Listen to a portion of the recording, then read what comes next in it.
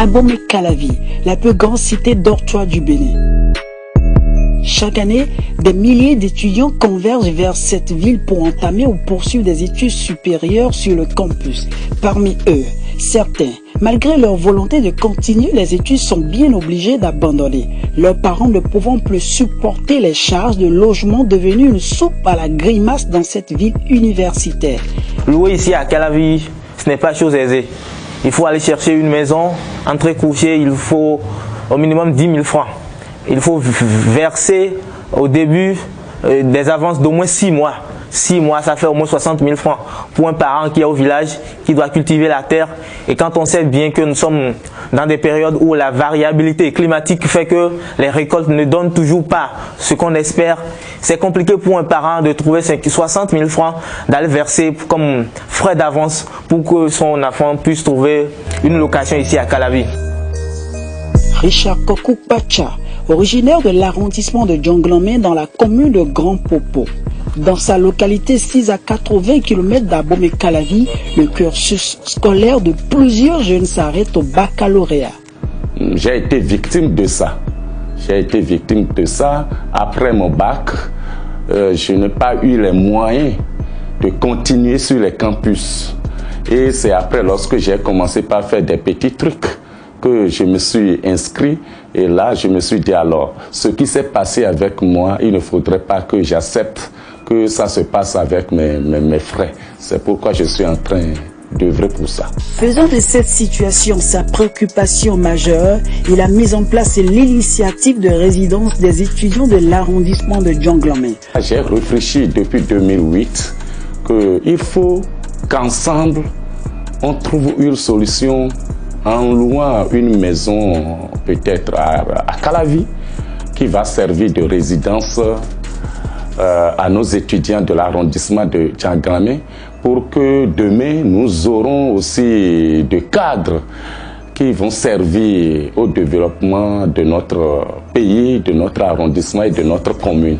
Au cœur de la ville de Calavi, à proximité de l'université, voici la résidence des étudiants de Djonglamé, un cadre qui offre de bonnes conditions de travail à ces jeunes. Depuis que M. Richard Kokou Pacha a fait cette initiative et il a loué cette maison ici à Calavi, vous allez voir que tous les étudiants pratiquement de l'arrondissement de Djonglamé continuent leurs études paisiblement. Nous sommes ici, on ne paie pas le loyer parce que un parent au village pour venir louer à un étudiant ici à Calavi, c'est pas chose facile.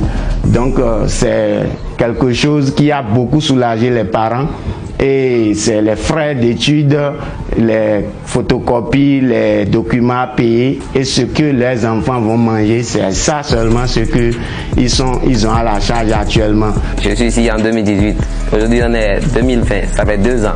On doit payer les loyers chaque année. Et si les parents font ça, pourriez-vous me dire qu'ils seront en mesure d'envoyer de l'argent pour qu'on puisse payer les chaussures, tout ce qui nous plaît, manger correctement avec les camarades à l'école, tout faire? Non.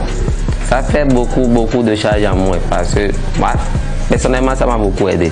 Depuis 2015, elle accueille des bacheliers de plusieurs localités de Grand Popo et même de la ville de Comé.